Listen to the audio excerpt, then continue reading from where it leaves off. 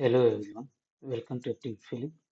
220 degree revision series continue करते हुए आज फिर लेकर आया हूँ पिछले वीक के लाइव मॉक्स और अदर सोर्सेज से बेस्ट क्वालिटी के क्वेश्चन, जिसमें शामिल हैं क्वांट, रीजनिंग और कुछ इंग्लिश के questions that can't be skipped. तो चलिए शुरू करते हैं बिना किसी देरी के। तो ये है हमारा पहला क्वेश्चन। पहले बता दूँ, ये वीडियो दो पार्ट में आएगा क्योंकि टोटल 20 क्वेश्चन सेलेक्ट किए हैं पिछले वीक में। तो चलिए शुरू करते हैं। फर्स्ट क्वेश्चन, एवरेज से।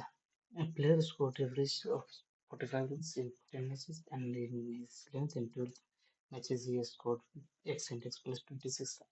And then the average increased by 3 runs if the runs scored by the player in 9th and 10th matches are x minus 4 and x minus 6. Find the average runs scored by him in the remaining 8 innings. ठीक है, तो एक player है, उसने 1 से लेकर 10 तक matches खेले और उसने बनाए 45 के एवरेज से रन्स। साथ ही उसने 11th और 12th मैच में एक्स और एक्स प्लस 26 रन्स बनाए। जब उसने एक्स और एक्स प्लस 26 रन्स बनाए तो उससे उसका एवरेज में 3 नंबर इंक्रीज हो गया, दैट इज 45 48 हो गया, सॉरी। हाँ, तो एवरेज क्या, कलेक्टिव डेटा का इक्वल डिस्ट्रीब्यूशन। हो सकता है कि फर्स्ट मैच में 0 रन बनाए हो और सेकंड मैच में 100 बना दिए हो, और ऐसे ही करते हैं, कभी ज़्यादा कभी कम। उन सभी रन्स को एक साथ सम करके उन सबको इक्वली 10 मैचेस में डिस्ट्रीब्यूट कर दिया गया। तो वैसे ही यहाँ पर क्या होता है कि तीन रन सभी मैचेस में बढ़ जाता है। दैट इज, अगर फर्स्ट मैच में 48 है, वैसे ही 10th तक 48 और साथ ही 11th मैच में भी 48 रन और 12th मैच में भी 48 रन हो गए। ये तीन तीन कहाँ से आए? ये एक्स्ट्रा 3 आए हैं एक्स और एक्स प्लस 26। तो यहाँ पर हम लोग लिख सकते हैं 3 इंटू 10 प्लस 48 11th मैच का, 48 12th मैच का is equal to x plus 26 is equal to 30 plus 96 is equal to 2x plus 26। यहाँ से हमें मिलेगा x का वैल्यू, ये चला जाएगा 20 30 2x इज इक्वल टू 100 और x इज इक्वल टू 50। उसके 9th मैच में हो जाएंगे x minus 4 that is equal to 46 और 10th मैच में हो जाएंगे x माइनस 6 दैट इज 46। बोला है कि इन दोनों मैचेस के रन को एक्सक्लूड कर देना है और 8वें इनिंग्स तक का उसने कितना एवरेज रन स्कोर किया है वो बताना है। तो 10 इंटू 45, उसने 10th इनिंग तक रन बनाए 450। इसमें से 9वां और 10वां इनिंग का मैच रन हम लोग को सब्सट्रैक्ट कर देना है। ये क्या है, ये सॉरी यहाँ पर हो जाएगा 45। तो इन दोनों का सम 46 प्लस 44 इज इक्वल टू 360। तो ये 360 रन जो बनाए हैं टोटल 8 इनिंग में बनाए। तो डिजायर्ड एवरेज जो हो जाएगा हमारा, जो एवरेज मांगा है क्वेश्चन में, वो हो जाएगा 360/8, दैट इज 832 845 45। बढ़ते हैं अगले क्वेश्चन की ओर। यहाँ पर दिया है एक मिक्सचर है जिसमें 162 लीटर है क्वांटिटी, जिसमें है जूस और वाटर 7:2। इसमें से Z प्लस 12 लीटर निकाल लिए गए हैं, mixture is taken out and उसको रिप्लेस कर दिया गया है 15 लीटर वाटर के साथ, जिससे कि रेशियो 7:3 हो जाता है। जूस और वाटर। तो यहाँ देखा जाए तो ये क्वेश्चन सीधा सीधा फ्रेम किया हुआ है। यहाँ पर भी जूस का क्वांटिटी एज इट इज 7 और 7 दोनों जगह है। तो जो क्वांटिटी में चेंज हुआ है वाटर की क्वांटिटी में यहाँ पर +1 का इंक्रीज हुआ है, जिसका वैल्यू है 15। ये जो है ये यहाँ पे समझने वाली बात है कि 7:2 ये तब तक रहेगा जब तक इनिशियल रेशियो तब तक फॉलो करेगा जब तक इसमें कुछ हम लोग ऐड नहीं करते, निकालते जाएं कितना भी जो भी रेस्ट मिक्सचर रहेगा उसमें 7:2 ही रहेगा जूस और वाटर का रेशियो। निकालेंगे Z+12 जो है इसमें भी निकलेगा तो 7:2 के रेशियो में ही निकलेगा जूस और वाटर। तो यहाँ से एक का वैल्यू 15 है, तो 7 + 2 × 15 = 135। पूछा क्या है, पूछा है जेड का वैल्यू, ये 135 यहाँ से Z+12 निकालने के बाद का है, तो ये हो जाएगा 162 - 135 135 = Z+12। 27 = Z+12, तो Z = 50। चलिए अगला क्वेश्चन क्या दिया है। 3 men work for 4 hours. 3 men works 4 hours per day and can complete the whole work in 20 days or 21 days, and 4 men works 9 hours per day can complete the whole work in X days. If Y man works for X minus 1 days for 2 hours per day, find the number of men required to complete the work. Too many variables. Question को जब tough करना होगा vendor change होने का तो ऐसे किया जा सकता है। और क्या है पूछ लेगा, तो वर्क होगा M1 D1 H1 और वर्क होगा M2 D2 H2। ये दोनों इक्वल है। 3 में 4 आवर वर्क कर रहे हैं 21 डेज इज इक्वल टू 4 में काम कर रहे हैं 9 आवर्स X डेज के लिए, X डेज के लिए 4 से 4 गया, 3 का 9 और 3 7 21, तो यहाँ से हमें x का वैल्यू मिलेगा 70। अब कह रहा है कि इफ y में, यहाँ पर y में क्या बात हो रहा है, फिर work is equal to M1 D1 H1, तो यहाँ पर फिर लिखते हैं 3M 4H 21D is equal to X minus 1D into 2 hour into y में।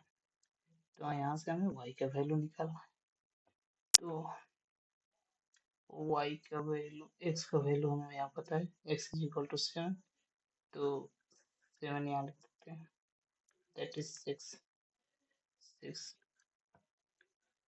4 3 12 6 3 12, 2 से 2 गया, बाकी सब कटाकुटी करने के बाद मेन जो रिक्वायर्ड मेन का नंबर होगा 21 हो जाएगा। नेक्स्ट क्वेश्चन, ये क्वेश्चन है रीजनिंग से ओली बोर्ड के लाइव मौका है। इस क्वेश्चन में क्या हुआ है देखते हैं। इसका पैटर्न कुछ इस तरह से है कि a minus a upon 4 into a, और इसको ये भी कह सकते हैं a minus a square upon 4। तो देखते हैं क्या है, 16 minus 16 into 16 upon 4, that is equal to 16 minus 64 is equal to -48। वही पैटर्न यहाँ पर भी है, तो इसको सॉल्व करने के लिए 22 माइनस 22 इंटू 22 अपॉन 4,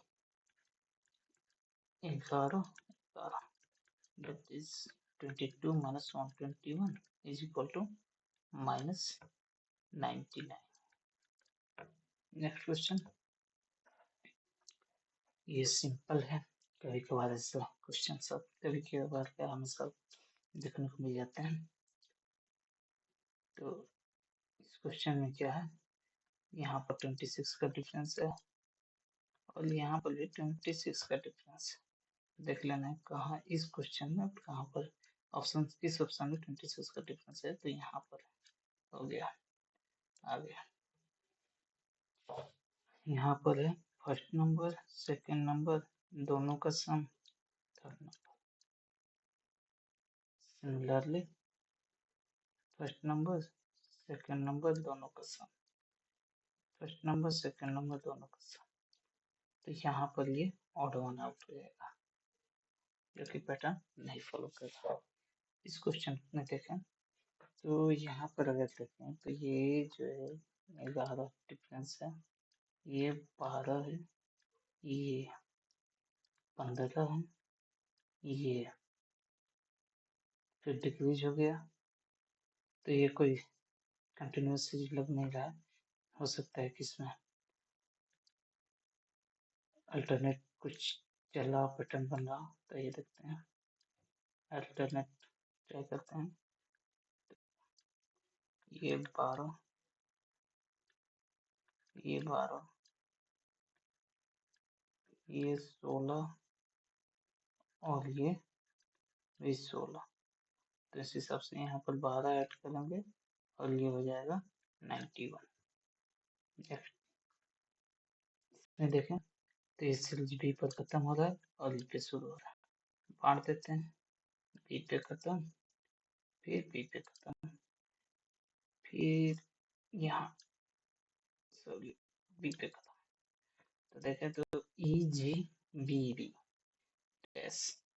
तो यहाँ इस जी से पहले ई आ रहा है, यहाँ बी के पहले ए आ रहा है और फिर यहाँ पर ए के बाद बी आ रहा है, फिर यहाँ बी आएगा, यहाँ पर जी आएगा।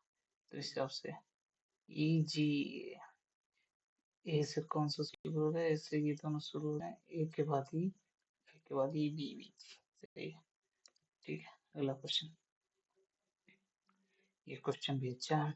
ऐसे पैटर्न बार बार घूमते हुए कैसे भी आने चाहिए जिससे कि एग्जाम के टाइम तक माइंड में बने रहते हैं।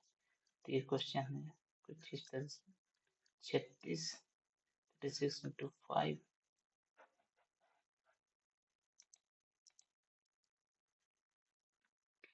Minus 36 divided by 3 into 5। और यहाँ पर भी वही पैटर्न है, 48 into 5 minus 48 divided by 3 into 5। तो बाकी इसमें देख लेना कौन सा होगा।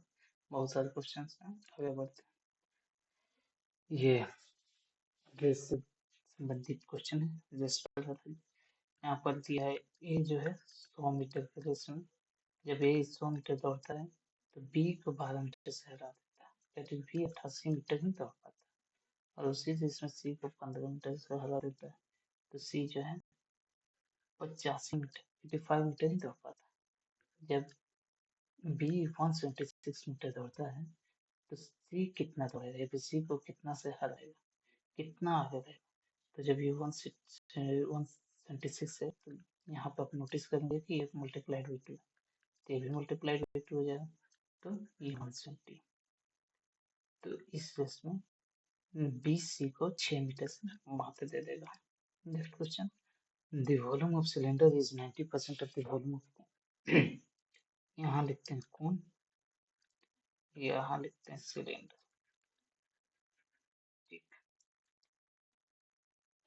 जो इसका वॉल्यूम जो है 10 है कौन का, तो सिलेंडर का वॉल्यूम 9 है।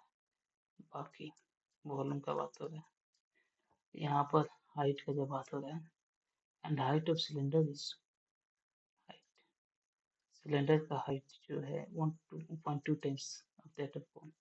तो इसका इंच है, तो ये इंच टू 1.2 है। और रेडियस का भी कुछ दिया है, तो रेडियस देखें तो radius if the radius of base of the cone is 22 centimetre, तो इसका पूछ रहा है आर निकालना। ये करते हैं,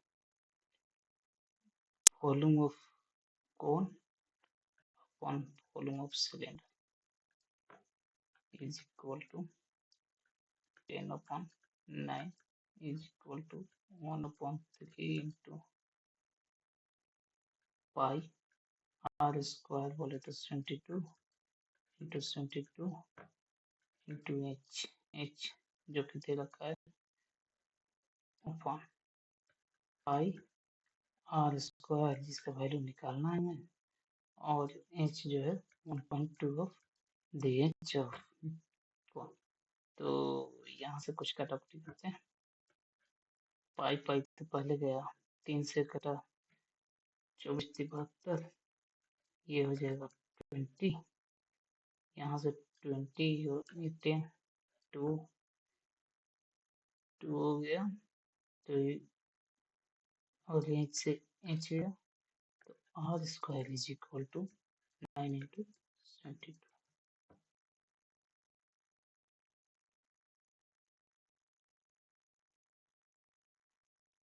9 into 22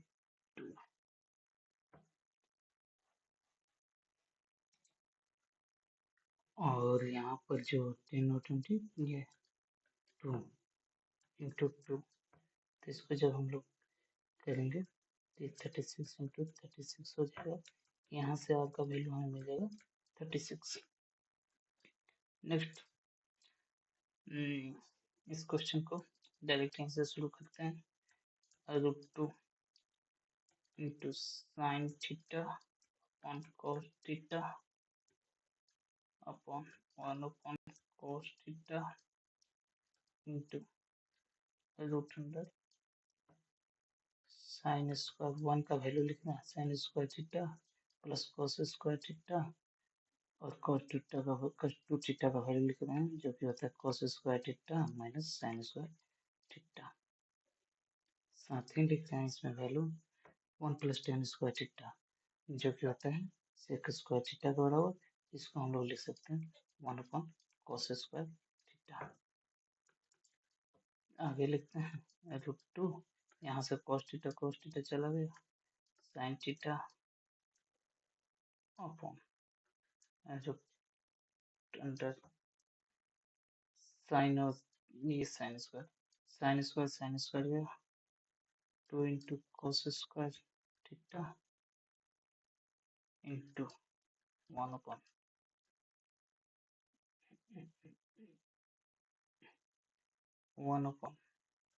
cos square theta, cos square गया तो बच जाएगा √2 upon sine theta divided by √2। ये गया तो इसका वैल्यू आ जाएगा साइन थीटा। नेक्स्ट क्वेश्चन, यहाँ पर क्या दिया है, दे रखा है angle QPR do we need this, देखते हैं इसका वैल्यू 60 डिग्री और एंगल POR तो ये दिया है 100 POR सही। Then find the measure of angle QOR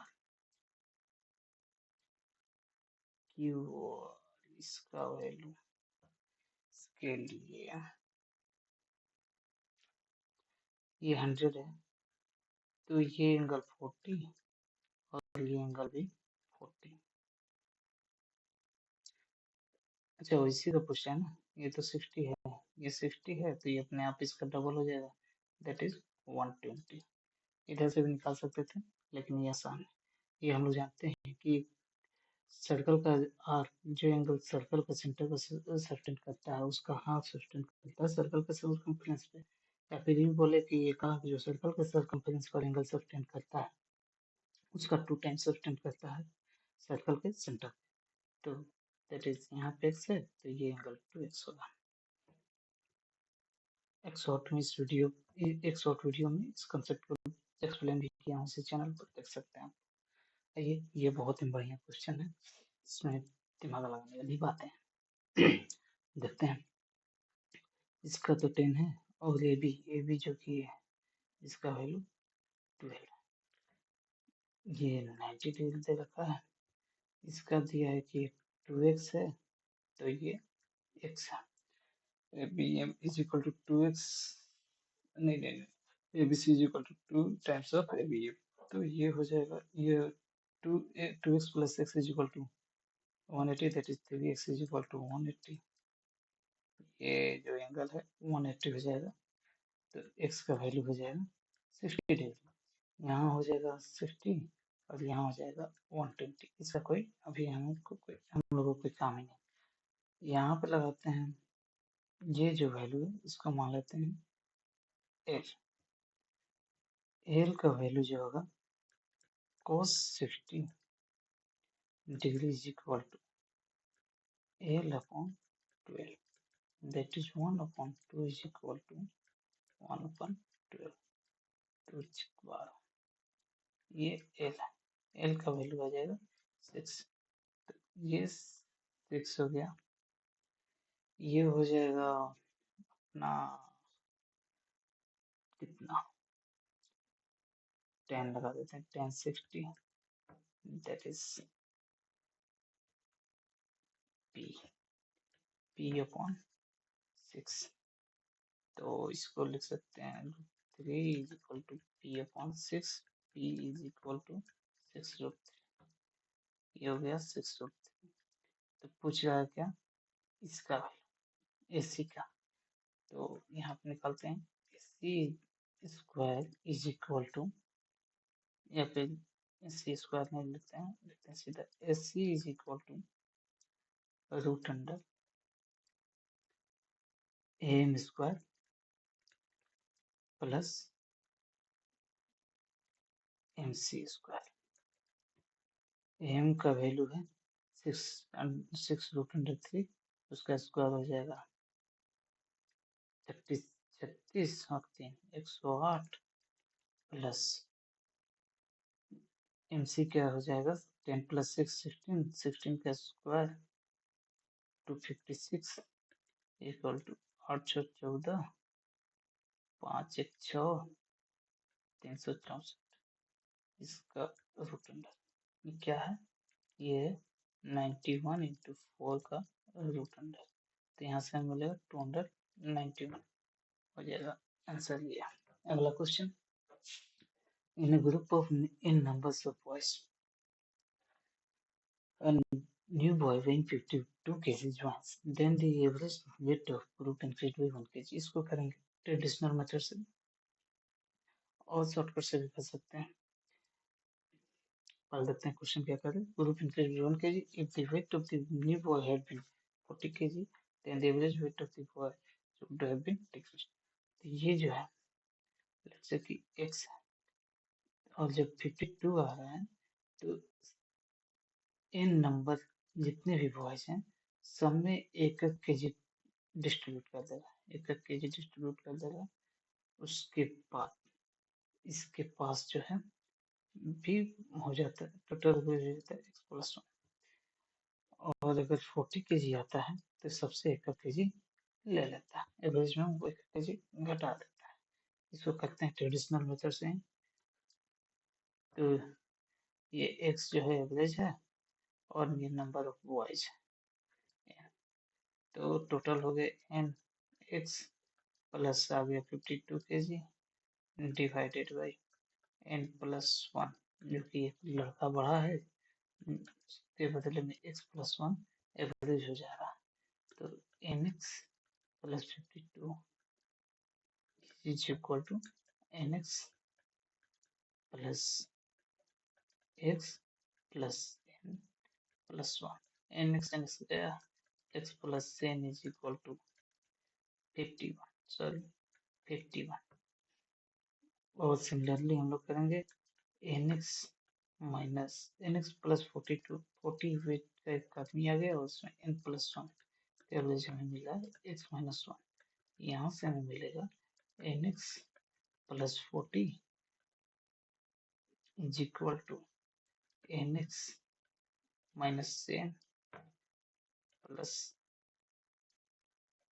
x minus n, ये 40 है।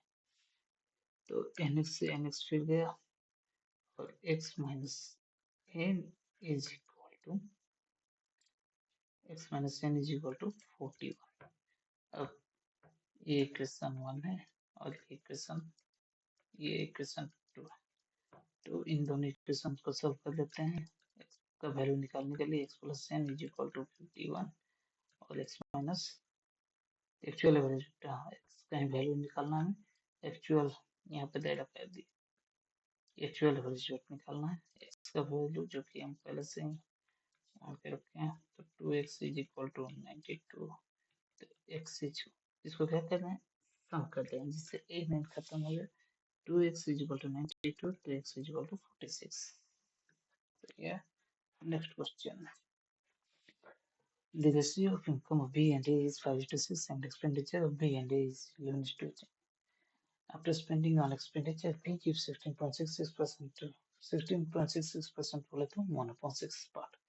Savings to A, both of them have an equal amount in their hands. जब वो दे देता है 1/6 अपना सेविंग में से B A को, तो दोनों के पास बराबर सेविंग हो जाते हैं। And their difference of saving अगर नहीं देता है तो दोनों के सेविंग्स के डिफरेंस 3000 है। Find the difference between the monthly income of A and B। ये B के मंथली इनकम में डिफरेंस ज्ञात करना है। देखते हैं, सीधा कर लेते हैं। उल्टा दिया है, A का इनकम 6, B का इनकम 5, B का एक्सपेंडिचर 18, A का एक्सपेंडिचर 18 और B का एक्सपेंडिचर 11। ये 6x 5x ये y ये y। यहाँ से हमें क्या मिलता है कि जब B अपने से बोले तो 5x माइनस 11y का 1/6 पार्ट, तो इसके पास बच गया 5/6 पार्ट। दे देता है किसको, 6x माइनस 18y में कितना देता है अपना 1 पार्ट, 5x माइनस 11y दे दिया। तो ये दोनों इक्वल हो जाते हैं, दोनों अमाउंट। इसको सॉल्व कर लेते हैं, ये इधर आ जाएगा, इधर लाके घटा देते हैं तो ये हो जाएगा -1/6, हाँ -1/6 to 5x minus 11y is equal to 6x minus 18y। इसको फर्दर सॉल्व करते हैं तो -5x plus 11y is equal to 36x minus 95 8y। इसको आगे सॉल्व करते हैं तो हमें मिलेगा 41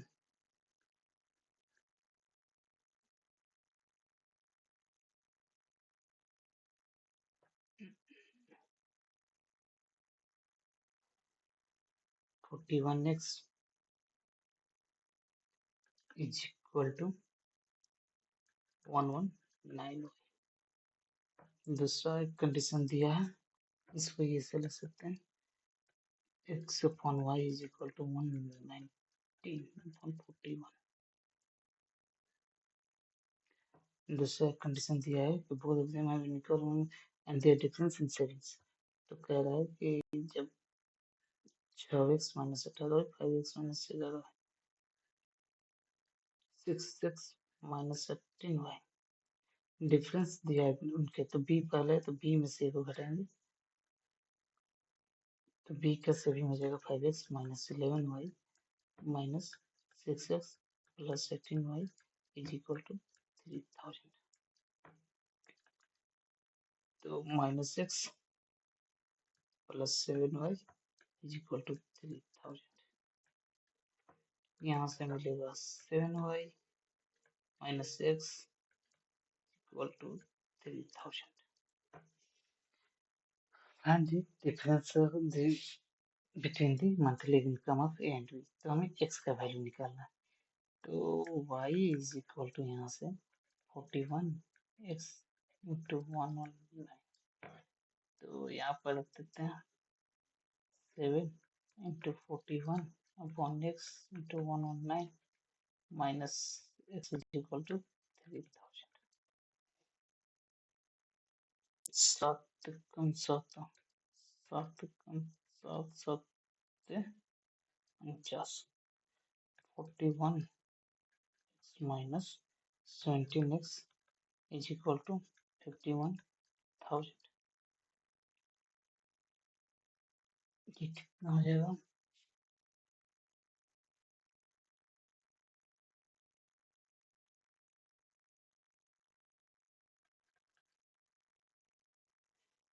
ये हो जाएगा 24 x is equal to 51,000, 8 17,000 x is equal to 17 into 125। कुछ तो गड़बड़ हुआ है, देख लेंगे इसको बाद में। वैसे मेथड यही लगेगा, कहीं कैलकुलेशन में मिस्टेक हुआ होगा, देख के बताइएगा कमेंट में। आइए इस क्वेश्चन को देखते हैं। ये जो है ये फॉर्मूला है, ये फॉर्मूला याद कराने के लिए और याद करने के लिए इस क्वेश्चन को रखें। तो साइन 3 का जो होता है इसको ऐसे याद करते हैं, 3 4 3 ये रहेगा। अब यहाँ से लिखते हैं 3 sine minus 4 sine 3 sine cube है, और कॉस 3 के टर्म में हो जाता है 4 3 that is 4 cos a 4 cos cube minus 3 cos a। देख लीजिएगा ये फॉर्मूला सही है ना? अगर सही नहीं हुआ तो करेक्ट कीजिएगा कमेंट। चलिए यहाँ पे रख देते हैं, यहाँ पे साइन 3 है, कहीं वैल्यू है ये, तो साइन 3 एक की जगह पर 10 रखेंगे तो साइन 30 डिग्री, साइन 30 डिग्री का value 1/2। Next question, and we can build a wall alone in 20 and 50 hours respectively. Along with C, you can build the wall together in 10 hours. B and C together work for 6 hours. Then the remaining part of the wall will be built by A alone in 12 hours. What is the value of X? ये देखते हैं, यहाँ शुरू करते हैं। ये जो है 20 और लेता है, B जो है 60 और लेता है, C का भी पता नहीं है, लेकिन A plus B plus C जो है ये 10 आवर ही लेते हैं तीनों मिलकर। तो इन तीनों का एलसीएम हमें मिलेगा 60। इसका एफिशिएंसी कितनी है? 60 60 बी का एफिशिएंसी 1 और इन तीनों का एफिशिएंसी हो जाएगा 6। तो ए प्लस बी के एफिशिएंसी में से ए प्लस बी प्लस सी के एफिशिएंसी में से ए प्लस बी के एफिशिएंसी जो कि 3 प्लस 1 4 है, सब्सट्रैक्ट कर देंगे तो हमें सी के एफिशिएंसी 2 मिल जाएगा। और इससे हमें ये भी पता चलेगा कि सी अकेले 30 जी में काम को कंप्लीट करेगा।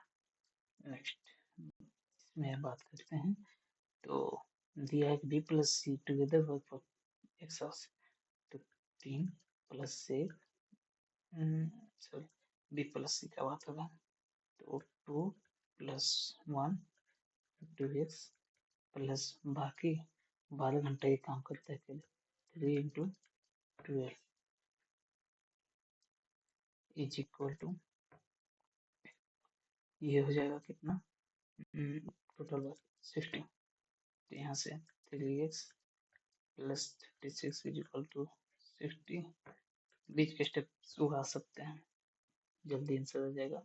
तो x is equal to 24/3 is equal to 8, x का वैल्यू आ गया। Next question, an isosceles triangle has length of the equal size as 1 centimeter each if the height of triangle is 5 centimeter, determine the length of third side। तो third side निकालना है। ये हो गया एक आइसोस्केल ट्रायंगल, ये हो गया x और ये भी हो गया x। थर्ड साइड हो जाएगा 2x, ये है 7, ये 7, ये दे रखा है 5। तो क्या x का वैल्यू जो हो जाएगा, ये जब आइसोस्केल ट्रायंगल में बात करते हैं तो क्या हाइट जो होता है परपेंडिकुलर नहीं होता है, ऐसे भी हाइट परपेंडिकुलर होगा, लेकिन ये कह सकते हैं कि आइसोस्केल ट्रायंगल में जो हाइट होता है थर्ड साइड को इक्वलिटी काटता है, बाइसेक्ट करता है। तो करते हैं 7 का स्क्वायर माइनस 5 का square is equal to root under 24। तो 2x is equal to 2 into root under 24 is equal to 4 into root under 6। ये आ जाएगा। Next question, a bag contains two different color balls of black and white. If the probability of picking two black balls is 1 upon 7 and the number of white balls is 9, then find the number of balls in black. तो कहते हैं क्या कि ये black है, ये white है, black का हमें नहीं पता, ये x है और व्हाइट है 9 है। इसमें से दो निकालना है जो कि ब्लैक कलर का है। तो x c 2 upon x plus 9 c 2 is equal to 1 upon 7।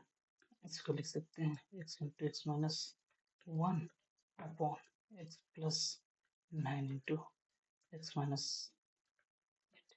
X plus 8 is equal to 1 upon 7। यहाँ बीच के कुछ स्टेप्स बढ़ा दिए गए हैं, जैसे कि हम लोग लिख सकते थे x into x minus 1 upon 2 into 1 और बाकी सब नीचे वाले में, तो उसको काटा कुटी करके उड़ा दिया गया बीच का स्टेप। इसको लिख सकते हैं हम लोग x square minus x into 7 is equal to x square plus 9x plus 8x plus 22। इसको लिख सकते हैं हम लोग 7x square minus 7x minus x square minus 19x minus 22 is equal to 0। 6x square minus 24x minus 22 is equal to 0। यहाँ पर क्या है, जब यहाँ पर डिफरेंस होता है सी के सामने निगेटिव लगा होता है, तो हम लोग जो b है या फिर जो कोफिशिएंट ऑफ x है उसको ऐसे डिस्ट्रीब्यूट करते हैं, ऐसे दो नंबर में बांटते हैं कि जिनका डिफरेंस कोफिशिएंट ऑफ x है। तो 22 इंटू 6 का ऐसा वैल्यू, ऐसे दो फैक्टर निकालने हैं जिनका म्यूचुअल, उनका एवरेज का जो डिफरेंस हो वो 24। तो क्या करते हैं, इसको थोड़ा से लिखते हैं, ये 36 और ये 12, 36 इंटू 12 तो मिल गया हमें। यहाँ पर हो जाएगा 36, एक हो जाएगा 12 डिवाइडेड बाई 6 डिवाइडेड बाई 6। ये पॉजिटिव या नेगेटिव, ये 6 नंबर जब भी होगा, ये नंबर ऑफ पोल्स जब भी होगा, नेचुरल नंबर होगा, नेचुरल नंबर बोले तो पॉजिटिव होगा, पॉजिटिव होगा तो ये हो जाएगा 6 हो जाएगा ब्लैक कलर का बॉल। तो बॉल आएगी total number of balls 9 plus 6 is equal to 15। Next question, 30 kids submerged their cricket bats in swimming pool which is 30 meter long and 15 meter broad. Each kid had one bat with him with the average displacement of water by a bat is 2 meter cube, then the lies in the water. एक वर्ष 2 metre cube होता है, तो 30 bats 30 into 2 into 2 metre cube हटेगा और ये हो जाएगा 30 metre into 15 metre into H का वैल्यू सेंटीमीटर में है, सेंटीमीटर में सेंटीमीटर कट गया तो ये 30 से 30 गया, एक 2 मीटर बचा हुआ है, तो इसको लिख सकते हैं 2000 centimetre upon 15 is equal to H का वैल्यू, तो ये हो जाएगा 13.33 centimetre. Next question, in the following figure the ratio of side PQ and PR is 4:3। PQ ये 4 है, ये 3 है।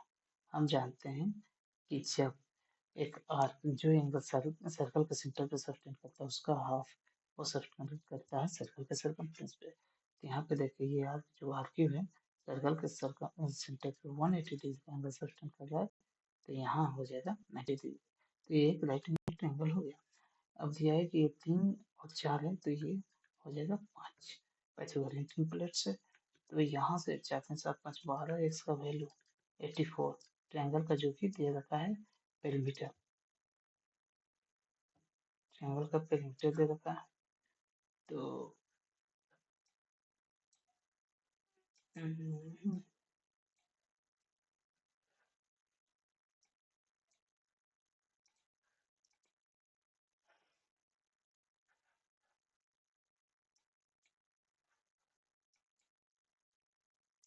ट्रायंगल का पेरीमीटर दे रखा है, तो यहाँ से x का वैल्यू 584, तो फिर फाइंड द पेरीमीटर होती है circle.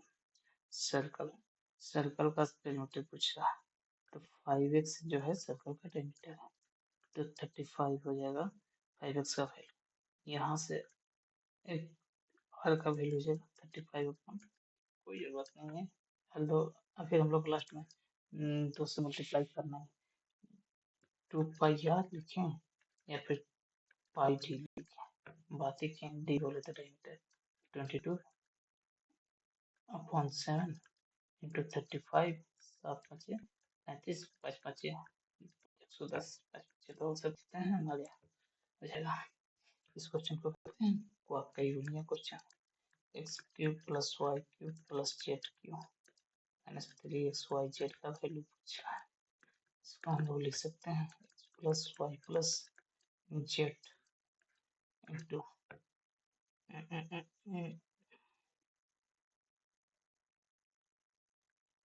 3 x plus Y plus ऐसे करते हैं तो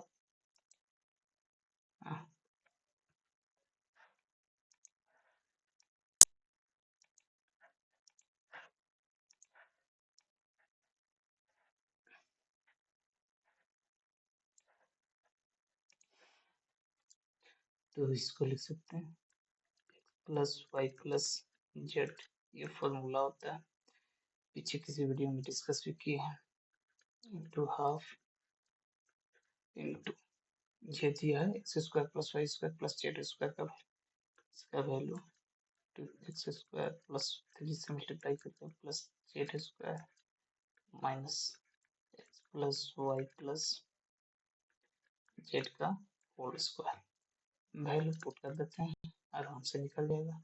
x plus Y plus Z का value 9 into half into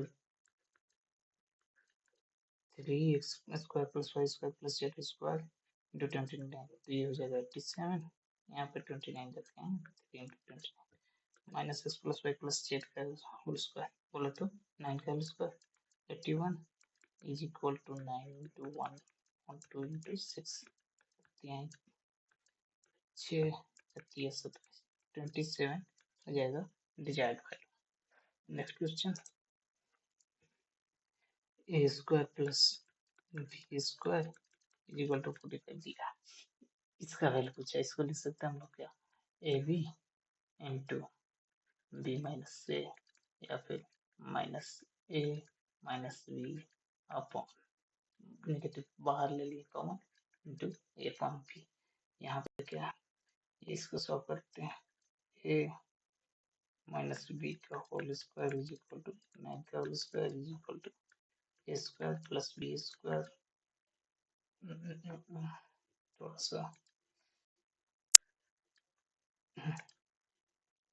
minus 2ab is equal to कितना है 81, ए प्लस बी स्क्वायर का ए स्क्वायर प्लस बी स्क्वायर का वैल्यू दिया है 45 और माइनस 2ab इक्वल टू 81, यहाँ से ए बी का वैल्यू हमें मिलेगा 45 81 36 माइनस 18 मिल गया, तो माइनस इसे यहाँ पर ले चलते हैं, वैल्यू पुट करते हैं, ए बी का वैल्यू माइनस 18, ए माइनस बी का वैल्यू 9 और ये कितना है ए माइनस बी टू, बाहर में नेगेटिव तो खत्म 1/2 नेक्स्ट अंग्रेजी, The complexity of human emotions makes interactions fascinating. Fascinating का जो सही स्पेलिंग होगा ये तो फैसिनेटिंग है, ये फैसिनेटिंग इतना याद है कि सी आता है, दो बार एस नहीं आता है, एक बार सारा कुछ एक बार आता है, एन दो बार और आई दो बार आता है, लेकिन साथ में नहीं आता है, ये भी दो बार आता है, लेकिन यहाँ पर ये गलत है, दो बार एस नहीं आएगा, ये होगा फैसिनेटिंग। नेक्स्ट लिसन रोज, रोज जो होता है राइस का भेटू है,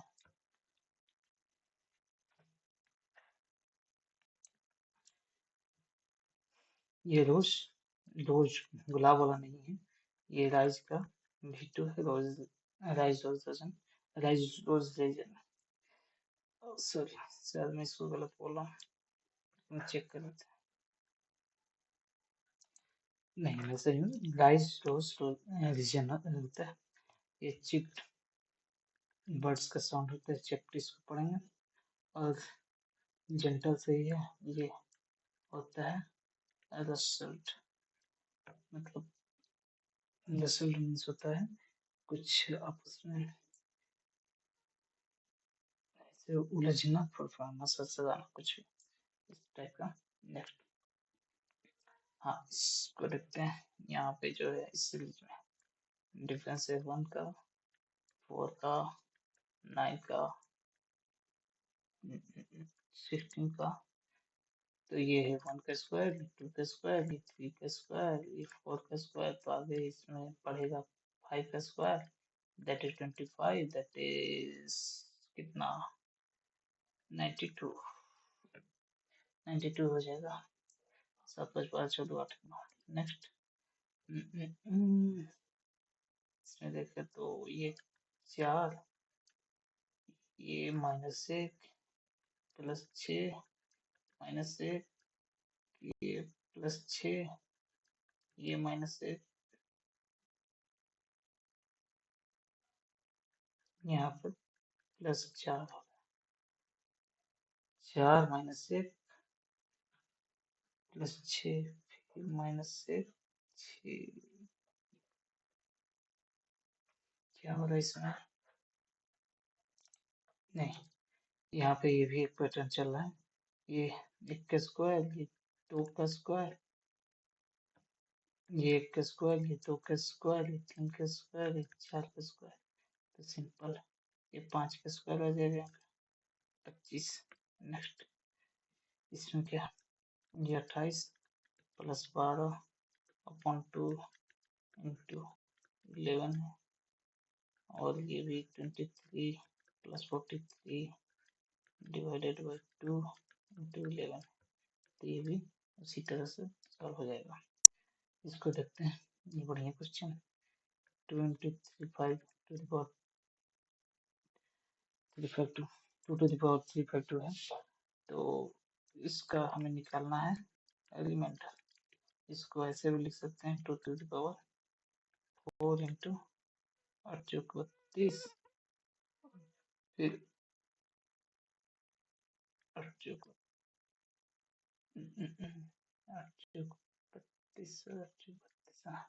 88 अपॉन 7।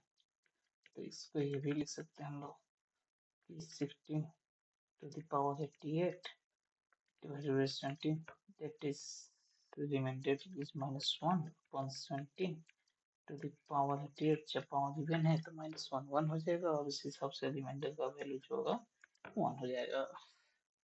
नेक्स्ट,